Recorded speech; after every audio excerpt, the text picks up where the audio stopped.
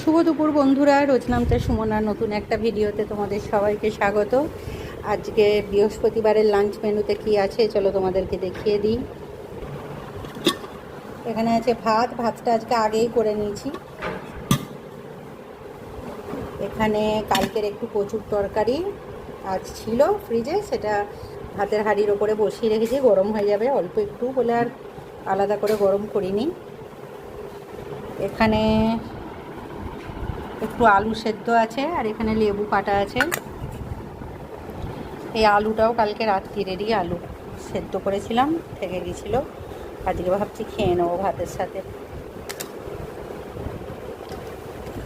আর এখানে আছে এই যে উচ্ছে ভাজা, আজকে গোল গোল করে ভেজেছি উচ্ছেটা একদম মচমচে করে,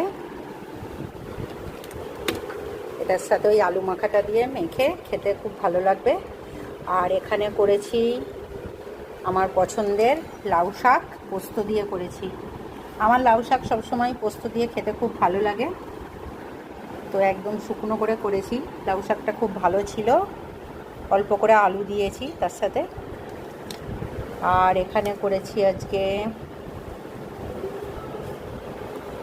এই যে পেঁপে দিয়ে আলু দিয়ে ডিমের ঝোল। ঝোল বলতে খুব যে একদম পাতলা ঝোল করেছি তা নয়, বেশ কষা করেই করেছি। আর গ্রেভিও রেখেছি, যেহেতু ডাল করিনি ওই জন্য এইভাবে করেছি ডিমের কারিটা।